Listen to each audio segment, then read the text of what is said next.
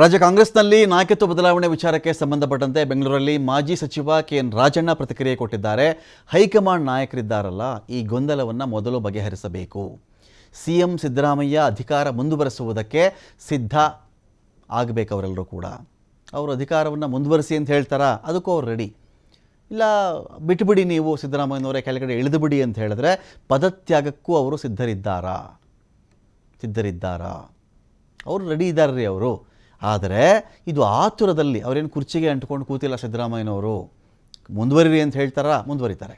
ಬಿಟ್ಟುಬಿಡಿ ಅಂತ ಹೇಳ್ತಾರಾ, ಇಳಿದು ಬಿಡಿ ಅಂತ ಹೇಳ್ತಾರಾ, ಅದಕ್ಕೂ ರೆಡಿ ಇದ್ದಾರೆ ಅವರು.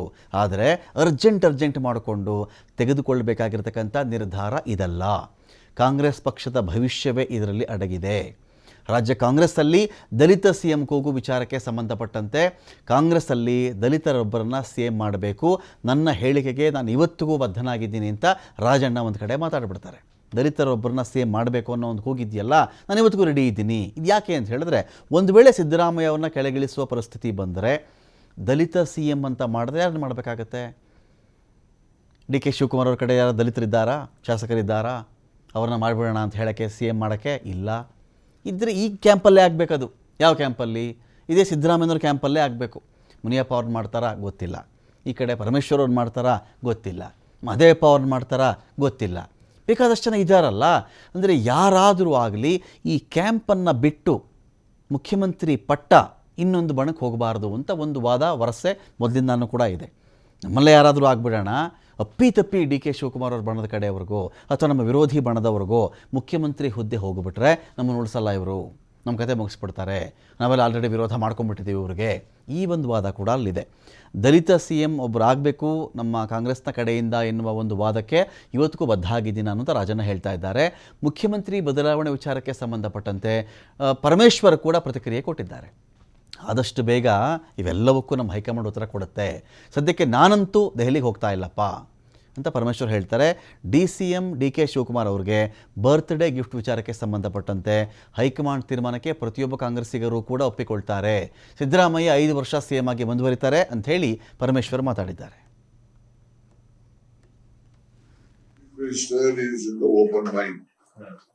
ಹೈಕಮಾಂಡ್ ರಾಹುಲ್ ಗಾಂಧಿ ಅವರು ಏನು ಸೂಚನೆ ಕೊಡ್ತಾರೆ, ಸೂಚನೆಯಂತೆ ನಾನು ನಡೀತೀನಿ, ಆ ಸೂಚನೆ ಪಾಲನೆ ಮಾಡ್ತೀನಿ. ಆ ಪಾಲನೆ ಮಾಡ್ತಕ್ಕಂಥ ಸಂದರ್ಭದಲ್ಲಿ ನನ್ನೆಲ್ಲ ಸಹಕಾರ ಇರಬೇಕು ಅಂತಕ್ಕಂಥದ್ದು ಅವರ ಒಂದು ಅಭಿಮತ ಇದೆ.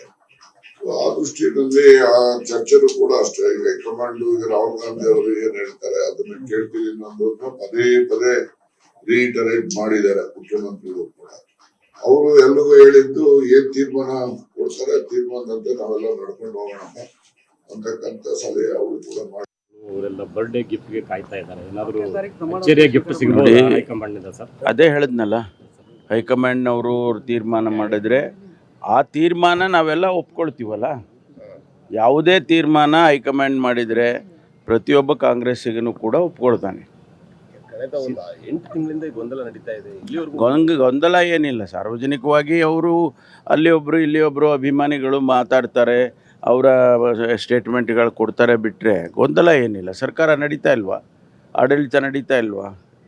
ಕಾರ್ಯಕ್ರಮಗಳು ನಡೀತಾ ಇಲ್ವಾ? 4 ಲಕ್ಷ ಕೋಟಿ ಆಗಬೇಕು ಅದು ಹೇಳ್ತಾ ಇದ್ದೀನಿ. ಆಗಬೇಕು ಆಗಬಾರ್ದು ಅಂತಕ್ಕಂಥದ್ದು ಹೈಕಮಾಂಡು, ಸನ್ಮಾನ್ಯ ಮುಖ್ಯಮಂತ್ರಿಯವರು, ಉಪಮುಖ್ಯಮಂತ್ರಿಯವರು, ನಮ್ಮ ಪಕ್ಷದ ಅಧ್ಯಕ್ಷರಾಗಿದ್ದ ಡಿ ಕೆ ಶಿವಕುಮಾರ್ ಸಾಹೇಬರು ತೀರ್ಮಾನ ತಗೊಳ್ತಾರೆ. ಮೇ ತಿಂಗಳಲ್ಲಿ ಮುಖ್ಯಮಂತ್ರಿ ಬದಲಾವಣೆ ಅದು ಹೇಳಿದ್ವಲ್ಲ, ನಾವು ಇದ್ರ ಬಗ್ಗೆ ನಾನಂತೂ ವೈಯಕ್ತಿಕವಾಗಿ ಇದ್ರ ಬಗ್ಗೆ ವಿಚಾರ ಮಾತನಾಡಕ್ಕೆ ಹೋಗುದಿಲ್ಲ ಅಂತ ಹೇಳಿದ್ದೀನಿ. ಅಲ್ಲ, ವಿಸ್ತರಣೆ ಆಗಬೇಕು ಅದು ಹೇಳ್ತಾ ಇದ್ದೀನಿ. ಆಗಬೇಕು ಆಗಬಾರ್ದು ಅಂತಕ್ಕಂಥದ್ದು ಹೈಕಮಾಂಡು